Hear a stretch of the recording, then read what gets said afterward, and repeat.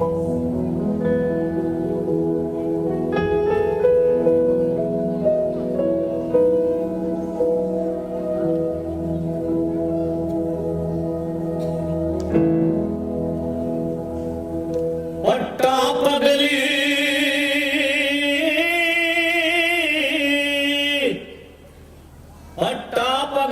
ചൂട്ടും കത്തിച്ച് മനുഷ്യനെ തേടി നടന്ന് മനുഷ്യനെ തേടി നടന്ന് പക്ഷെ മനുഷ്യനെ കണ്ടില്ല, പക്ഷെ മനുഷ്യനെ കണ്ടില്ല.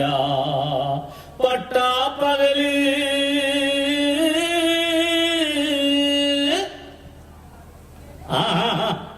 നിങ്ങളെല്ലാവരും നേരത്തെ തന്നെ എത്തിയോ? എങ്ങനെ എത്താതിരിക്കാൻ പറ്റും? ആലുവക്കാരനാണോ? രണ്ടക്ഷരം കൂട്ടിയെഴുതാൻ അറിയാവുന്നവനാണോ?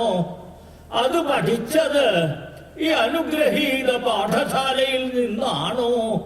അവന് അവൾക്ക് വന്നേ പറ്റൂ. വന്നില്ലെങ്കിൽ അതൊരു നന്ദികേടായി പോകും.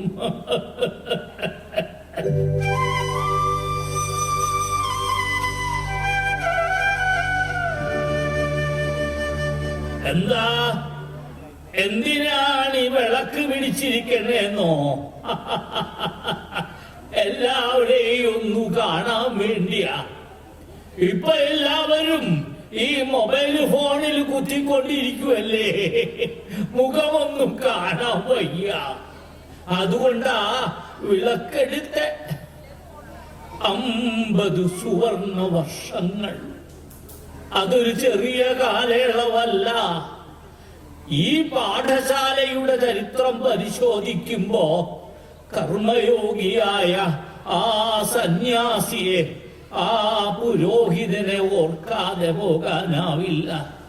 പോയാൽ ചരിത്രം പൂർത്തിയാകില്ല. സോദോം ഗൊമോറ എന്ന് വിളിച്ചിരുന്ന പട്ടേരിപ്പുറം എന്ന ഇടത്തെ നസ്രത്താക്കി മാറ്റിയ പുണ്യ പുരുഷൻ reverend father Ignatius OFM camp.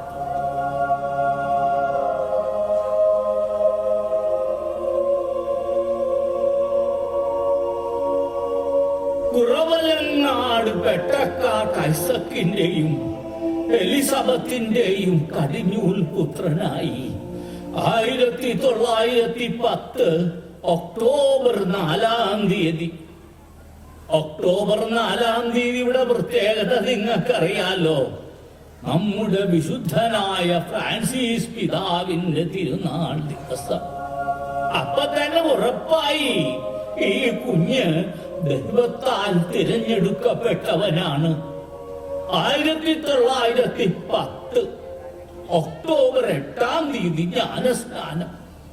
നിങ്ങളെ പോലെ ചെറിയ സ്കൂളിൽ പഠിക്കുമ്പോ കൂട്ടുകാരോട് വലിയ സ്നേഹം ഉണ്ടായിരുന്ന കുട്ടിയായിരുന്നു. മാമോദിസ പേര് ജോസഫ് എന്നായിരുന്നു കേട്ടോ. അന്ന് ഇതുപോലെ നല്ല റോഡുകളോ വാഹന സൗകര്യങ്ങളോ ഉണ്ടായിരുന്നില്ല. ഒരുപാട് ദൂരം കുന്നും മലകളും കയറിയ ജോസഫ് പള്ളിയിൽ പോയിരുന്നത്. ബൈബിളും മറ്റു ക്രിസ്ത്യൻ പ്രസിദ്ധീകരണങ്ങളും വീടുകളിൽ എത്തിച്ചു കൊടുത്തിരുന്ന ജോസഫ് അന്നേ ഒരു മിഷനറി ആയിരുന്നു. 1931 ഒക്ടോബർ 17-ാം തീയതി തെക്കേ കർണാടകയിലെ ഫറങ്കിപെട്ട് എന്ന പ്രദേശത്ത് സ്ഥിതി ചെയ്യുന്ന മോണ്ടെ മറിയാനോ എന്ന നൊവീഷ്യേറ്റ് കേന്ദ്രത്തിൽ അംഗമായി ഇഗ്നേഷ്യസ് എന്ന പേര് സ്വീകരിച്ചു. ഇപ്പൊ എന്തിനാ അച്ഛന്റെ ജീവചരിത്രം പറയണത് എന്ന് നിങ്ങൾ ആലോചിക്കുന്നുണ്ടാവും. നിങ്ങൾ ഈ മണ്ണിൽ ജനിച്ചവരാണെങ്കിൽ ആ ചരിത്രം അറിഞ്ഞിരിക്കണം. കാരണം ഈ ആലുവയെ ഇപ്പോ കാണുന്ന ആലുവ ആക്കിയതിൽ ആ മഹാകർമ്മയോഗി വഹിച്ച പങ്ക് കുട്ടികളെ നിങ്ങൾ അറിഞ്ഞിരിക്കണം. 1935 ആ കാലയളവിൽ തികച്ചും അവികസിതമായ പ്രദേശമായ തൃക്കന്നൂര് മസൂരി രോഗം വന്ന് മരിക്കുന്നവരെ പായിൽ പൊതിഞ്ഞു കൊണ്ടുപോയിടുന്ന കാടും പടലും നിറഞ്ഞ ഒരു പ്രദേശമായിരുന്നു. ഇവിടെയാണ് ആദ്യം അസീസി ആശ്രമം പൂർത്തിയാക്കിയത്. 1939 ജീവകാരുണ്യ പ്രവർത്തനം നടത്താനുള്ള അനുവാദത്തിനു വേണ്ടി വൈസ് റക്ടറായിരുന്ന ഫാദർ അംബ്രോസിനെ ചെന്ന് കണ്ടു. സ്നേഹപൂർവം അതിനുള്ള അനുവാദം കൊടുക്കുകയും 5 രൂപ അതിനായി കൊടുക്കുകയും ചെയ്തു. ഇന്നത്തെ 5 രൂപയുടെ മൂല്യമല്ലാട്ടോ അന്നത്തെ 5 രൂപയ്ക്ക്. ഈ സംഭാവനയാണ് അദ്ദേഹം തുടക്കം കുറിച്ച ജീവകാരുണ്യ പ്രവർത്തനങ്ങളുടെ ആദ്യ മൂലധനം. തന്റെ സൈക്കിളിൽ പാവങ്ങളും പാർശ്വവൽക്കരിക്കപ്പെട്ടവരുമായ പാവങ്ങളുടെ ചേരികളിലേക്ക് അദ്ദേഹം ഇറങ്ങിച്ചെന്നു. ഇതോടൊപ്പം ധ്യാനങ്ങളും അച്ഛൻ നടത്തിയിട്ടുണ്ട്. നമ്മുടെ സെയിന്റ് ഡൊമിനിക് ഇടവക പള്ളിയിൽ 3 ദിവസത്തെ ധ്യാനം നടത്തിയതായി പള്ളിയുടെ രേഖകളിൽ കാണുന്നുണ്ട്. 1939 ജൂൺ മുതൽ 1942 മാർച്ച് വരെയും അതിന് പിന്നീടും അസീസി ആശ്രമത്തിലെ വികാരിയായി ഫാദർ ഇഗ്നേഷ്യസ് സേവനം ചെയ്തിട്ടുണ്ട്. രണ്ടാം ലോക മഹായുദ്ധകാലത്ത് ബോംബിങ്ങിനെ തുടർന്ന് ബർമയിലെ നിർധന ക്ലാരസഭയുടെ അംഗങ്ങളെ മാറ്റിപ്പാർപ്പിക്കേണ്ടതായി വന്നു. ഇവരുടെ താമസത്തിനായി തെരഞ്ഞെടുത്തത് ആലുവയിലെ അസീസി ആശ്രമമാണ്. പിന്നെ ഒരു യാത്രയൊക്കെ കഴിഞ്ഞ് 1957 അച്ഛൻ ആലുവയിലെത്തി. അന്ന് അതിരൂപത അധ്യക്ഷനായിരുന്ന അഭിമന്യ ജോസഫ് പാറേക്കാട്ടിൽ പിതാവ് എറണാകുളം അതിരൂപതയിൽ ഒരു കപ്പൂച്ചിൻ ആശ്രമം ആരംഭിക്കേണ്ടതിന്റെ ആവശ്യകത ഊന്നി പറഞ്ഞു. നമ്മുടെ ഇഗ്നേഷ്യസ് അച്ഛനായിരുന്നു സ്ഥലം കണ്ടുപിടിക്കാനുള്ള ചുമതല. അച്ഛന്റെ ശ്രമഫലമായി ഡോക്ടർ PJ തോമസ് പട്ടേലിപ്പുറത്തുള്ള തന്റെ 2.5 ഏക്കർ സ്ഥലം ആശ്രമത്തിന് ദാനമായി നൽകാൻ തയ്യാറായി. ഈ കാലത്ത് പട്ടേലിപ്പുറം വളരെ മോശമായ നിലവാരം പുലർത്തിയിരുന്നതും സോദോം ഗൊമോറ എന്നറിയപ്പെടുന്നതുമായ പ്രദേശമായിരുന്നു. റോഡില്ല, വലിയ പാറക്കൂട്ടങ്ങളും കുന്നുകളും. അതൊക്കെ മാറ്റി റോഡ് ഗതാഗതം സ്ഥാപിച്ചു കർമ്മയോഗിയായ ആ കപ്പൂച്ചിൻ സന്യാസി. 1963 ഓഗസ്റ്റ് 15 നമ്മുടെ സ്വാതന്ത്ര്യ ദിനത്തിൽ തന്നെ ആശ്രമത്തിന്റെയും പള്ളിയുടെയും പണി പൂർത്തീകരിച്ചു. ഇതോടെ പട്ടേലിപ്പുറം നസ്രത്തായി മാറി.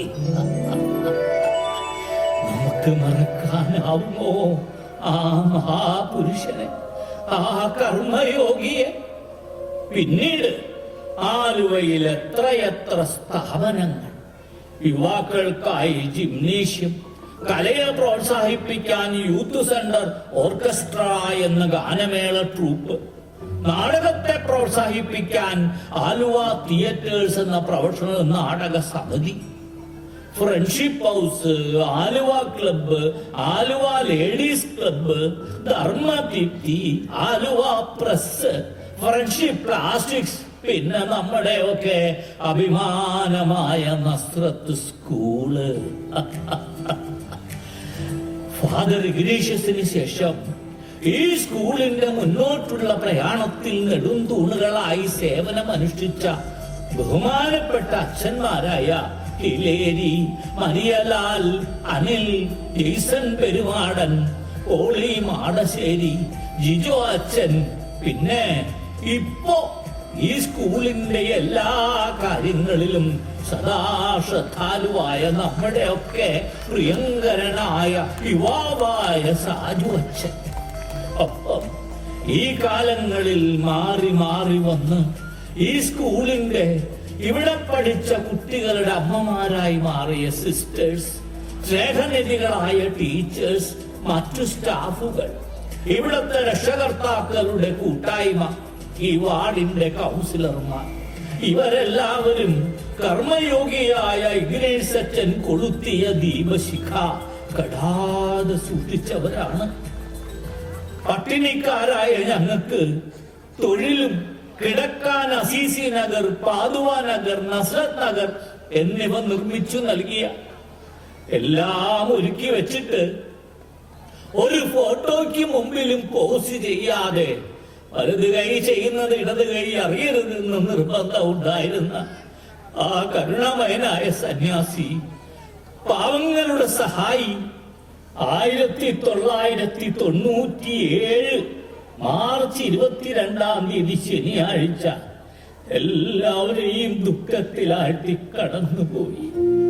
മാർച്ച് 23 അവസാന ഞായറാഴ്ച താൻ പടുത്തുയർത്തിയ നസ്രത്ത്, പാതുവ, അസീസി നഗറുകളുടെ മുമ്പിലൂടെ നഗരി കാണിച്ചുകൊണ്ട് അച്ഛൻ തന്നെ നേതൃത്വം നൽകി പണി കഴിപ്പിച്ച നസ്രത്ത് ആശ്രമത്തിലെ സെമിത്തേരിയിൽ അടക്കം ചെയ്തു. മക്കളെ, നിങ്ങൾ സമയം കിട്ടുമ്പോ ആ കല്ലറയ്ക്കരികിൽ പോയി പ്രാർത്ഥിക്കണം കേട്ടോ. അദ്ദേഹം പണിതുയർത്തിയ നസ്രത്ത് സ്കൂൾ അതിന്റെ 50ാം ജൂബിലി ആഘോഷിക്കുമ്പോ മറ്റാരേക്കാൾ സന്തോഷിക്കുന്നത് ഇഗ്നേഷ്യസ് അച്ഛൻ തന്നെ ആയിരിക്കും. ഇപ്പോ സ്വർഗത്തിൽ ഈശോയ്ക്കരികിലിരുന്ന് ഇതെല്ലാം കണ്ടുകൊണ്ട് ആ പുണ്യപുരുഷൻ അനുഗ്രഹിക്കുന്നുണ്ടാകും. പോട്ടെ, ഞാനോ അദ്ദേഹം കൈപിടിച്ച് നടത്തിയ ഒരു സാധുവായ മനുഷ്യൻ. മറക്കരുത് ജന്മം നൽകിയ മാതാപിതാക്കളെ, മറക്കരുത് അക്ഷരം ചൊല്ലിത്തന്ന ഗുരുക്കന്മാരെ, മറക്കരുത് ഈ പാഠശാല കെട്ടിത്തന്ന പുണ്യാത്മാവിനെ, മറക്കരുത് ഈ മണ്ണിനെ. മറന്നാൽ നഷ്ടമാകും നേടിയതൊക്കെയും.